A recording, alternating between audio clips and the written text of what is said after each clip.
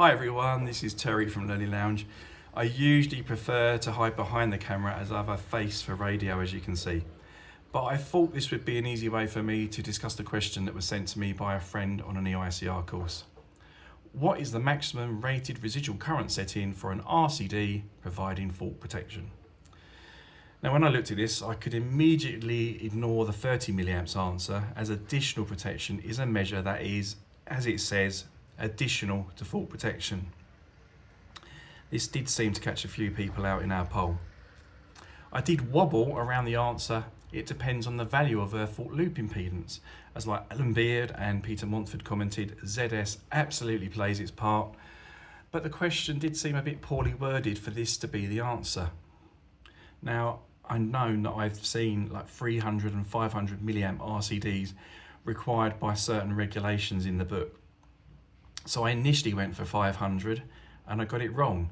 And the question feedback was simply table 53.1. This relates to the resistance of an earth electrode on a TT system. So it does actually come back to our total earth fault loop impedance.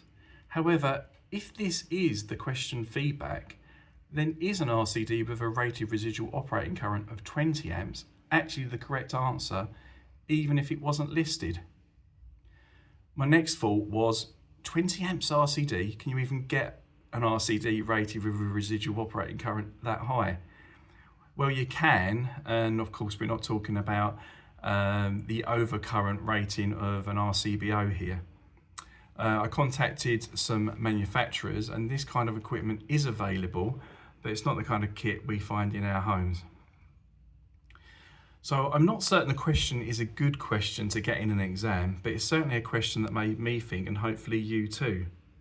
It is a topic that we do cover in much more detail on AC Electrical, which is completely free to apprentice electricians with very cost-effective access available for everyone else. Do check with your training provider, as many provide access to all of their electrical students and tutors as well. Thanks for watching. Please like this video and subscribe to our channel. And I won't be offended if you prefer to have Dave Austin. Please comment below if you would. And thanks for watching again. Bye for now.